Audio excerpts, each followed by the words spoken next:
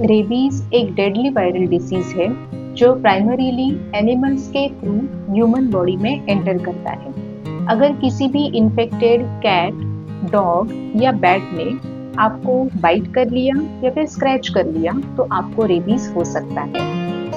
नमस्ते, मैं डॉक्टर एकता आप सबका स्वागत करती हूँ आपके अपने channel get well soon with doctor Ekta में। फ्रेंड्स, आज हम एक बहुत ही डेडली डिसीज के बारे में बात करेंगे जो कि है रेबीज। रेबीज यूजुअली डॉग्स के थ्रू ही ह्यूमन को इन्फेक्ट करता है। अगर किसी भी इन्फेक्टेड डॉग ने आपको बाइट कर लिया, स्क्रैच कर लिया या फिर उसकी सलाइवा आपके बॉडी के किसी भी म्यूकस मेम्ब्रेन जैसे स्किन, फेस, नोज या माउथ के ऊपर कांटेक्ट में आती है तो आपको रेबीज हो सकता है। अगर किसी को रेबीज होता है तो उसमें डेथ 100% श्योर होती है। तो रेबीज से बचने के लिए उसका प्रिवेंशन यानी वैक्सीनेशन बहुत इम्पोर्टेंट है। अगर आप पेट डॉग या कैट ओन करते हो तो उनका रेगुलर वैक्सीनेशन बहुत इम्पोर्टेंट है रेबीज से बचने के लिए। तो चलिए हम देखते हैं कि रेबीज का वायरस ह्यूमन बॉडी में ट्रांसमिट कैसे होता है। जैसे मैंने आपको बताया कि इन्फेक्टेड कैट, डॉग या बैट के बाइट या स्क्रैच के थ्रू या फिर उनके सलाइवा के थ्रू आपके बॉडी में रेबीज का वायरस एंटर करता है। ये वायरस सेंट्रल नर्वस सिस्टम यानी ब्रेन को अफेक्ट करता है और उसके बाद उसके साइन सिम्टम्स दिखाई जाते हैं। अगर आपको किसी डॉग ने बाइट किया या उसकी सलाइवा आपके कांटेक्ट में आई तो उसके बाद 15 दिन से 6 साल तक के बीच इसके लक्षण पाए जाते हैं।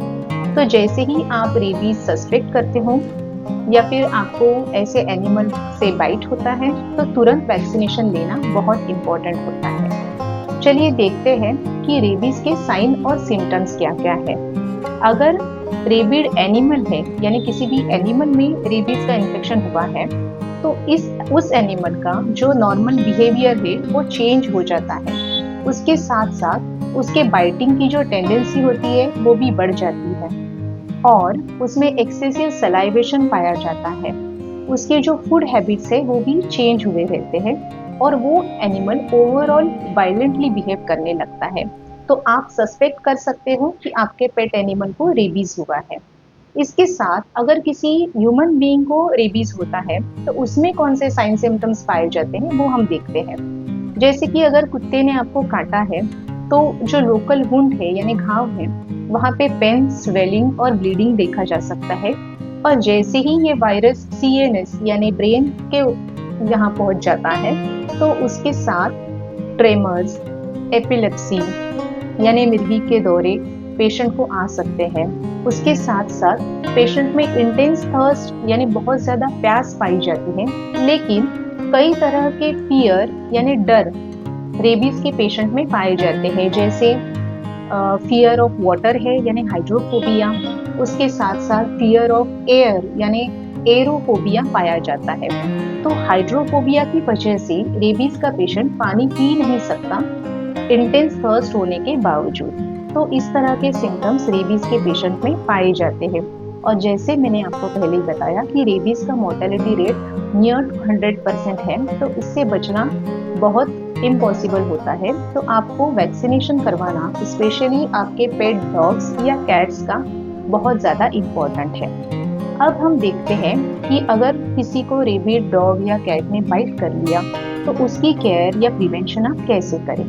तो जो वुंड एरिया है उसको आप ओरली टैप वाटर से और सोप से कम 15 मिनट तक अच्छे से वॉश करें। उसके बाद उसके ऊपर आप कोई भी एंटीसेप्टिक ऑइंटमेंट लगा सकते हो।